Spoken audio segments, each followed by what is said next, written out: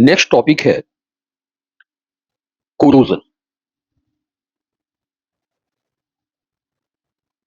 सबसे पहले ये कोरोजन को कैसे डिफाइन कर सकते हैं? Corrosion is the slow eating away of metals due to the action of gases, atmospheric gases and moisture.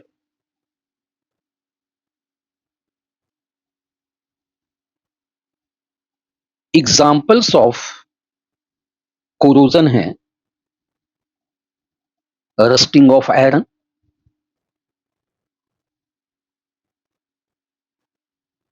tarnishing of silver, green coating on copper and bronze.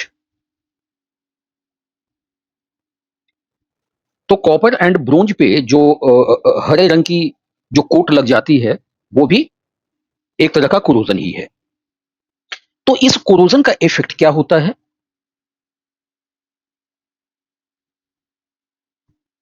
इसकी वजह से damage to buildings, bridges, ships, railway tracks etcetera. देखिए, definition में हम लोगों ने क्या देखा है कि कोरोजन का कारण क्या है? एटमॉस्फेरिक गैसेस और मॉइस्चर। तो अब यहां पर एक क्वेश्चन बनता है, what are the essential conditions for corrosion? Essential conditions for corrosion. पहला पॉइंट तो यह है प्रेजेंस ऑफ गैसेस। और जो कल्प्रिट गैसें हैं वो हैं carbon dioxide, sulphur dioxide, nitrogen dioxide, oxygen. And second essential condition is presence of moist air, यानी कि मॉइस्चर। अब ये कोरोजन है क्या? So what is the nature of corrosion?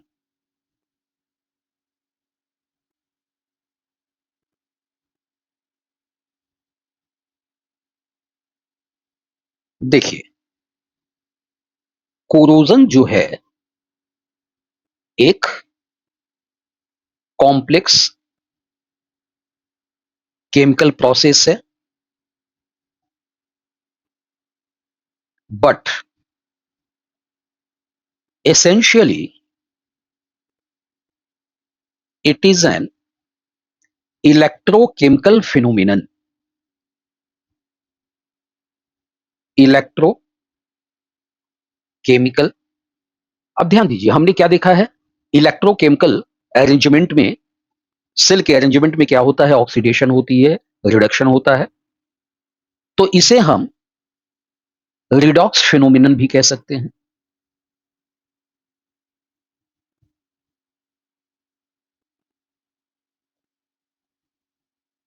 It occurs through the formation of tiny electrochemical cells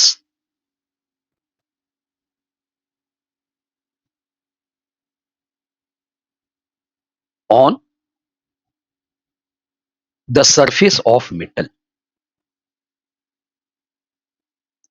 metal के surface पे छोटे छोटे इलेक्ट्रोकेमिकल सेल्स के अरेंजमेंट वहां पनप जाते हैं। कैसे पनपते हैं वो हम मैकेनिज्म में समझेंगे। अब इसके बाद हमें जानना है कि कोरोजन किस फैक्टर पर डिपेंड करता है। Factors affecting corrosion. यहां पर सबसे पहला फैक्टर हम लोग लेंगे इलेक्ट्रोड पोटेंशियल।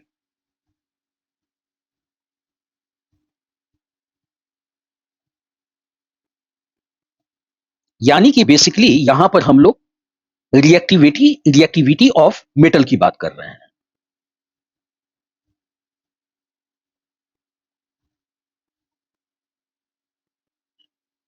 देखिए होता क्या है, जो मेटल जितना रिएक्टिव होगा उसका कोरोजन उतना ही फास्ट होगा। मोर रिएक्टिव मेटल्स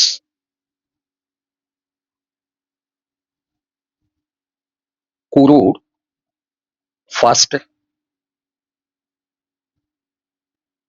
अगर हम एग्जाम्पल लें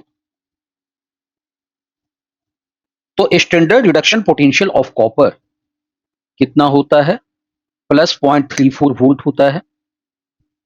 standard reduction potential of silver plus 0.80 volt होता है। तो जिसकी रिडक्शन पोटेंशियल ज्यादा होती है उसका रिडक्शन होता है, जिसकी रिडक्शन पोटेंशियल कम होती है उसका ऑक्सीडेशन होता है, और जिसका ऑक्सीडेशन होता है वही कोरोजन होता है। तो यहां पर हम कह सकते हैं copper corrodes more easily than silver. Second factor में हम इंप्यूरिटीज को ले सकते हैं। देखिए इंप्यूरिटीज क्या करते हैं कि these create voltaic cells।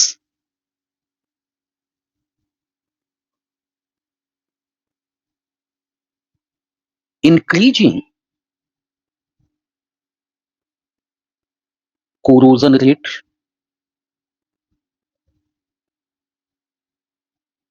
Third है strains and stresses। इसका मतलब क्या है? देखिए आपने देखा होगा कि जो हम अंगूठी पहनते हैं तो कुछ अंगूठियों पे बड़ी नक्काशी वगैरह की गई होती है और कुछ बिल्कुल प्लेन होता है। जैसे कि ये है, इसको ये मान ले कि एक रिंग है, ये स्मूथ रिंग है,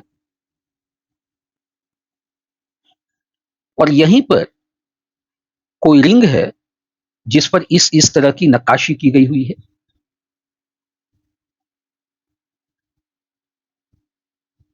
तो ये जो है इसका सरफेस स्मूथ नहीं होता है।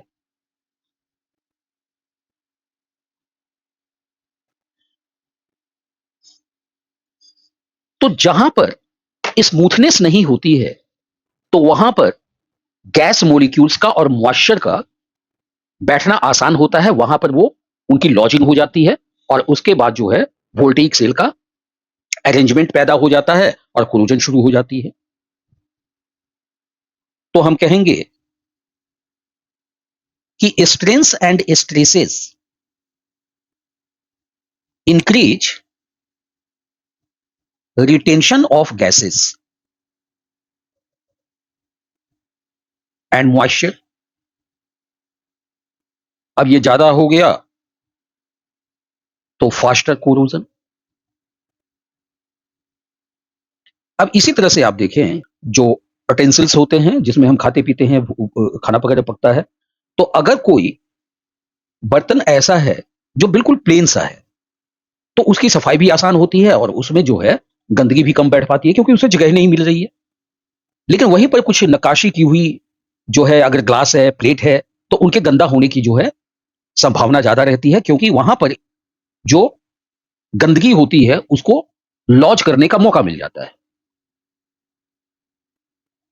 Fourth is presence of electrolytes.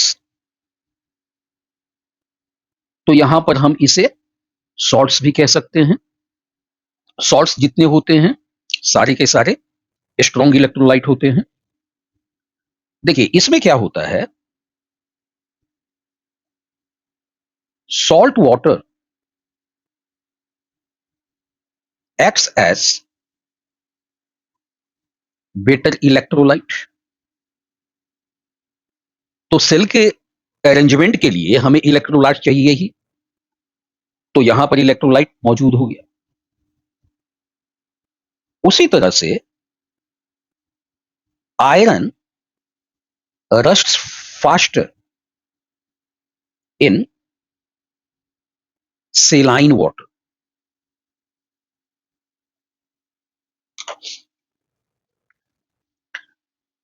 अब देखते हैं फिफ्थ फैक्टर क्या है।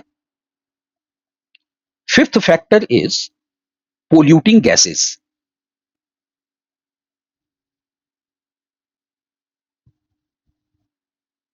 इनमें carbon dioxide, sulphur dioxide, nitrogen dioxide सबसे इंपॉर्टेंट है। These gases dissolve in water to form corresponding acids।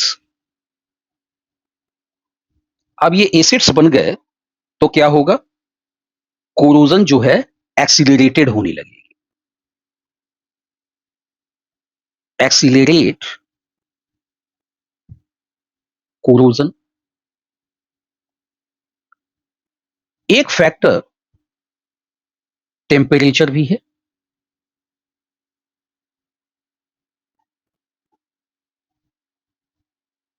Increase in temperature, लेकिन विद इन सर्टेन लिमिट्स।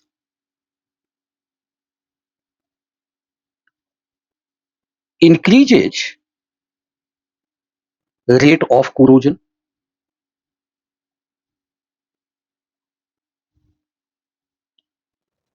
अच्छा, अब देखिए हमारे सिलेबस के हिसाब से जो मैकेनिज्म ऑफ कोरोजन जो पढ़नी है वो रस्टिंग की पढ़नी है। तो यहां पर दो तरह से क्वेश्चन आ सकते हैं।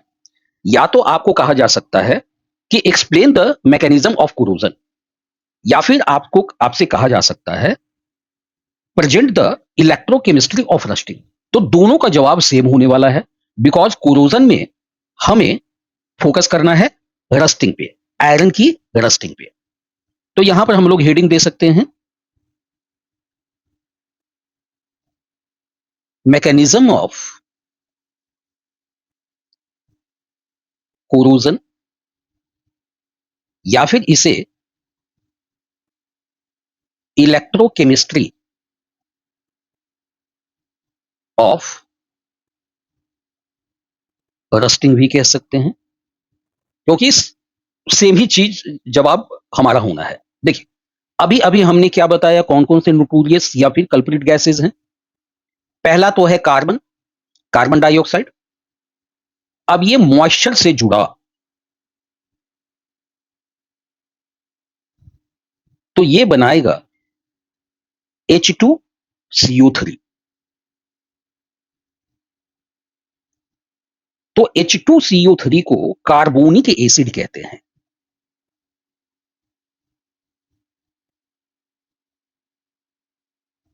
और ये कार्बोनिक एसिड डिसोसिएट होगा H plus plus HCO3 minus release करेगा।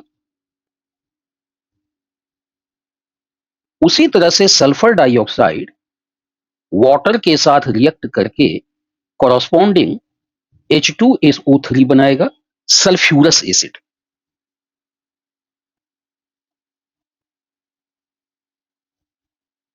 ये एसिड भी आयोनाइज होकर 2H प्लस SO3 2 माइनस में टूटेगा।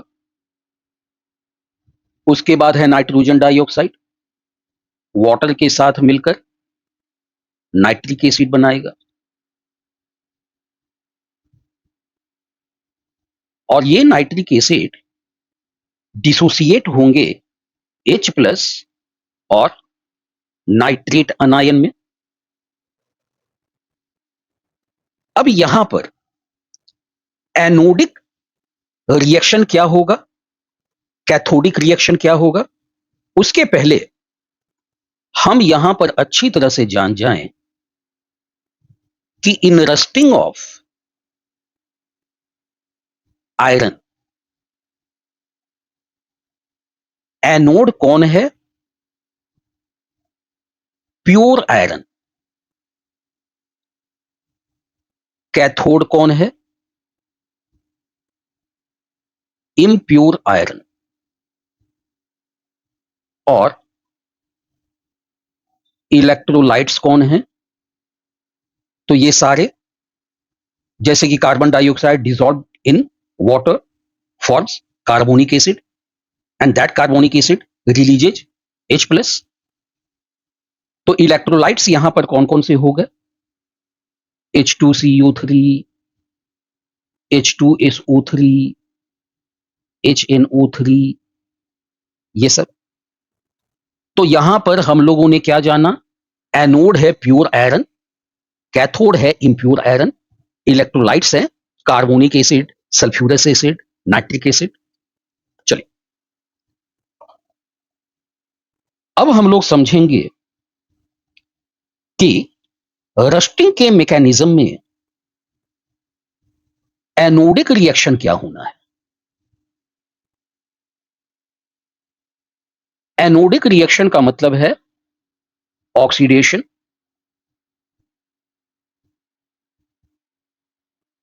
तो यहां पर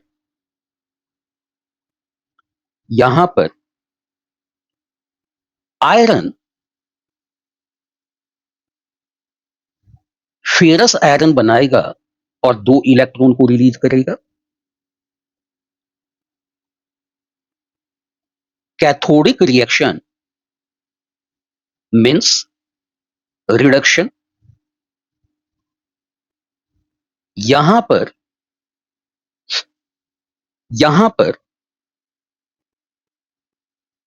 जो इलेक्ट्रोलाइट ने H प्लस रिलीज किया हुआ है और ऑक्सीजन यहां पर 4H प्लस लेंगे और 4 इलेक्ट्रॉन लेंगे, क्योंकि ऑक्सीजन 2 है तो 2H2O हमें बनाना है। अब ओवरऑल रिएक्शन, इसके लिए हमें बैलेंस करना होगा। देखिए, इस तरह की बैलेंसिंग में सबसे पहला जो हमारा कदम होता है कि इलेक्ट्रॉन को बैलेंस करना। इलेक्ट्रॉन मस्ट बी बैलेंस्ड, तभी जो है हमारा बैलेंस्ड ओवरऑल रिएक्शन आता है। तो हम क्या करते हैं, इस पूरे को 2 से मल्टीप्लाई कर देते हैं, तो ये भी 4 इलेक्ट्रॉन, ये भी 4 इलेक्ट्रॉन कैंसल्ड आउट। तो ओवरऑल रिएक्शन में क्या बन गया, Fe, और ये क्या है 2Fe plus O2 plus 4H plus giving 2 ferrous ion plus 2H2। तो इसे जो है बढ़िया से आपको याद रख लेना है। अब यहां पर क्या होता है, फर्दर ऑक्सीडेशन होता है।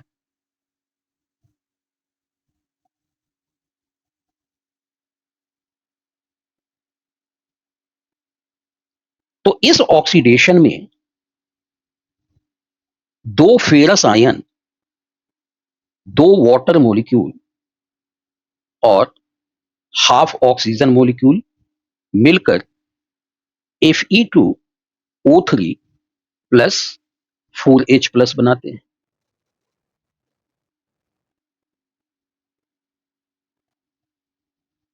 ये क्या हो गया? Ferric oxide.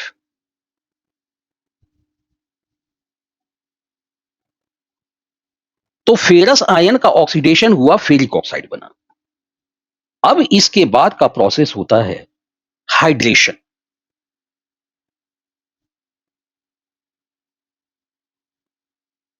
तो ये जो Fe2O3 फेरिक ऑक्साइड मौजूद है, एक्स मोल ऑफ वाटर के साथ मिलकर Fe2O3 XH2O। देखिए यहां पर XH2O को वाटर ऑफ क्रिस्टलाइजेशन कहा जाता है ना? अब ये जो हमारा फॉर्मूला है, this is the formula of rust. यही रस्ट है। तो रस्ट का केमिकल नेम क्या हो गया?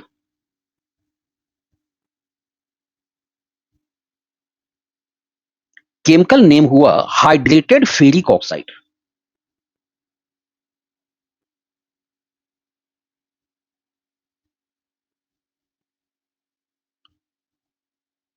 अच्छा, अब आपसे सेपरेटली केवल oxidation state of iron in rust पूछा जाता है।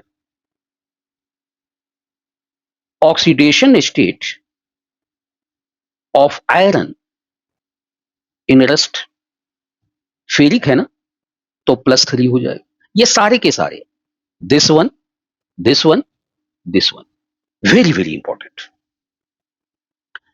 अब यहां पर कुछ इंपॉर्टेंट कॉन्सेप्चुअल क्वेश्चंस बनते हैं जिसको हम लोग आगे बात करने वाले हैं। देखिए एक क्वेश्चन तो ये बन सकता है, why iron in ash blended does not corrode. तो इसका आंसर लिखेंगे, first, iron is in compact form. Compact form का मतलब हुआ कि वहां पर पोरोसिटी बहुत कम है। देखिए 100% जीरो पोरोसिटी तो हो ही नहीं सकता है, पॉसिबल ही नहीं है। तो कॉम्पैक्ट फॉर्म यानी कि लेस पोरस है।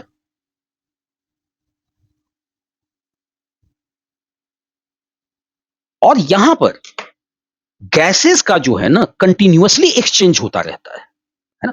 देखिए कोरोजन के लिए जो है गैस का की लॉजिंग हो जानी जरूरी है, वहां पर गैस का बैठ जाना जरूरी है, मॉइस्चर का बैठ जाना जरूरी है, लेकिन तभी तो जाकर जो है रिएक्शन का सेटअप होगा। लेकिन अगर गैस आ रही है जा रही है आ रही है जा रही है, तो इसमें क्या होता है, वो जो मूवमेंट चल रही होती है वो इलेक्ट्रोकेमिकल सेल के अरेंजमेंट को सेटल डाउन नहीं होने देती है, जिसकी वजह से कोरोजन जो होता है वो प्रिवेंटेड होने लगता है। तो दूसरा कारण लिख लीजिए, गैसेज आर कॉन्टिन्यूअसली एक्सचेंज्ड।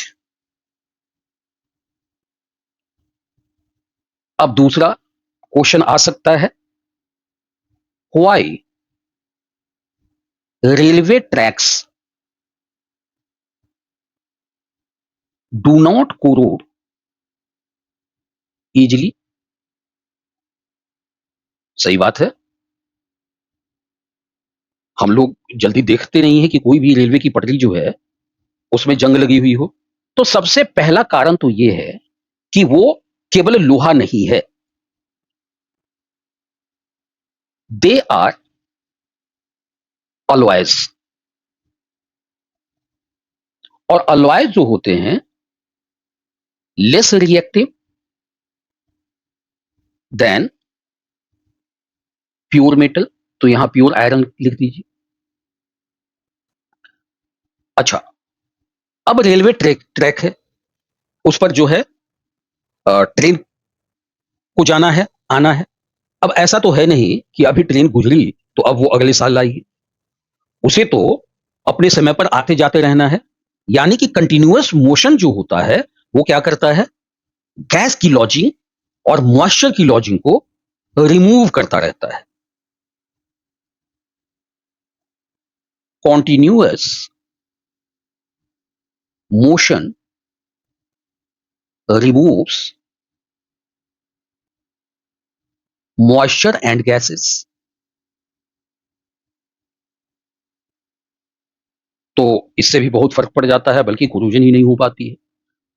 अब एक और दिलचस्प क्वेश्चन है कि हमारे ब्लड में human blood has iron in haemoglobin.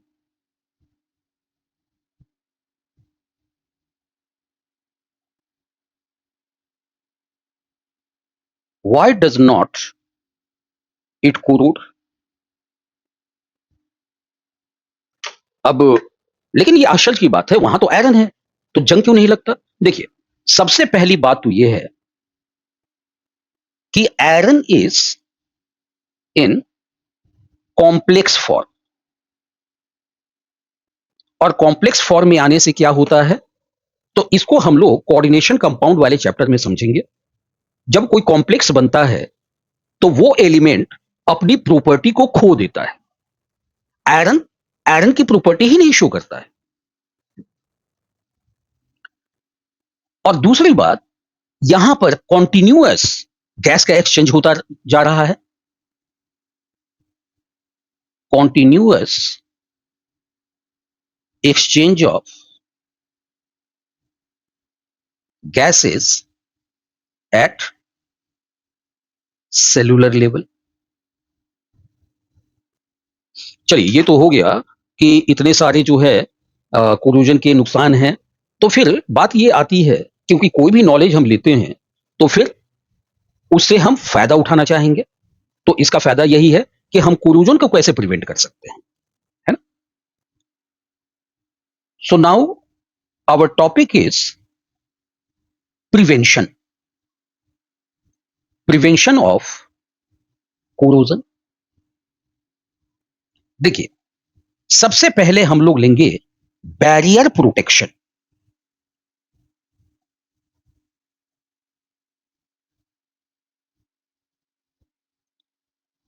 इसमें हम लोग क्या करेंगे? मेटल की कोटिंग कर देंगे कि वो डायरेक्टली एयर और मॉइस्चर के कांटेक्ट में नहीं आए। Coating metal to block air and moisture. अच्छा, कोटिंग के लिए बहुत सारी चीजें उपलब्ध हैं। फॉर एग्जाम्पल, पेंट है, या फिर ऑयल है, या फिर ग्रीज है, या फिर प्लास्टिक की कोटिंग कर दी जाती है।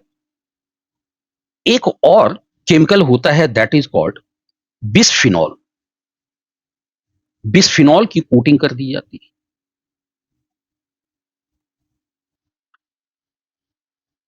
अगला है प्रिवेंशन का तरीका, सेक्रीफाइशियल प्रोटेक्शन।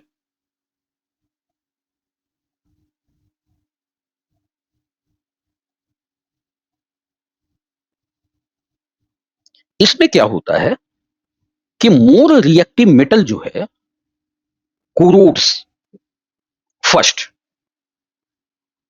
और जो लेस रिएक्टिव मेटल है जिसे हम बचाना चाहते हैं वो बच जाता है। एग्जाम्पल आयरन को ही ले लीजिए। A more reactive metal corrodes instead of main metal like iron, galvanisation.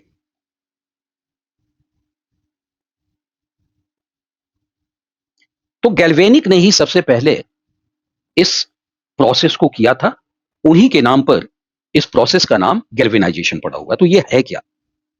Galvanisation is nothing but coating iron with zinc. Iron के ऊपर जिंक की लेयर चढ़ा दी जाती है। अब क्या होता है, even if zinc layer is damaged, zinc corrodes first and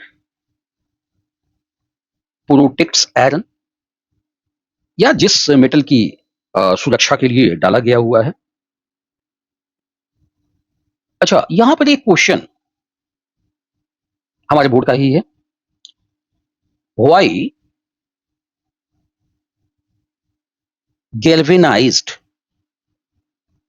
iron corrodes after some time।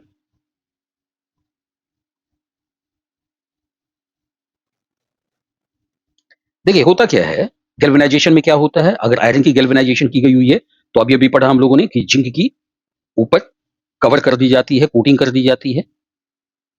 तो after zinc is fully corroded, iron gets exposed to air and moisture। तो इन्हीं से तो बचाने के लिए हमने जिंक की लेयर चढ़ाई थी। तो बेचारा वो खुद हट गया, खुद कोरोडेड हो गया, तो आयरन जो है वो एक्सपोज्ड होगा, तो उसमें भी कोरोजन शुरू हो जाएगी। अब एक बड़ा इंपॉर्टेंट है कैथोडिक प्रोटेक्शन।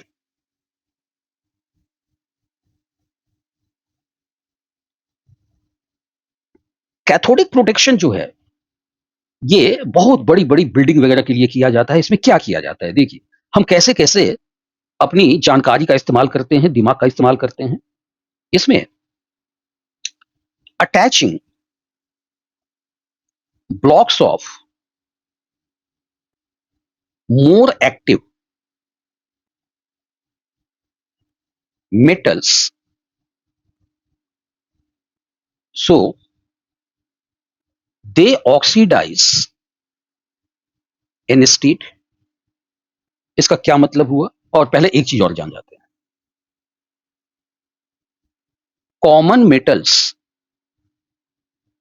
यूज्ड, यानी कि active metal, common active metals used magnesium, aluminium, mostly in दोनों का इस्तेमाल किया जाता है। देखिए बड़ी बड़ी बिल्डिंग बनती है, कोरोजन हो जाएगा तो बड़ी दिक्कत है। तो उसे बचाने के लिए क्या किया जाता है कि उससे ज्यादा अगर लोहे की रखवाली करनी है, उसको बचाना है, तो उसके साथ हमने क्या किया, मैग्नीशियम को या एल्युमिनियम को उसके साथ जोड़ दिया। तो जोड़ने पर क्या हो जाएगा कि जिसकी रिडक्शन पोटेंशियल कम हो जाएगी होगी, उसकी ऑक्सीडेशन शुरू हो जाएगी, यानी कि जो कैथोड बना हुआ है वो बचा रहेगा। फाइनली एंटी रस्ट सॉल्यूशन, ये मोस्टली कॉम्पिटिशन वगैरह के लिए ज्यादा इंपॉर्टेंट है। देखिए एक तो क्या है, salts of alkaline phosphate,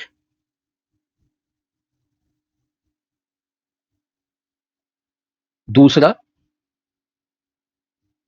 alkaline chromates, this is anti rust solution. तो यहां पर कोरोजन क्या है, तो इलेक्ट्रोकेमिकल रिडक्स प्रोसेस है। रस्ट क्या है, हाइड्रेटेड फेरिक ऑक्साइड है। कंडीशन क्या होती है कोरोजन की, एयर होनी चाहिए, यानी कि एयर में गैस होनी चाहिए। गैस क्या है, carbon dioxide, sulphur dioxide, nitrogen dioxide, end of course oxygen भी, क्योंकि ऑक्सीडेशन वहीं से होनी है। तो एयर और प्लस मॉइस्चर। और बेस्ट प्रोटेक्शन क्या है?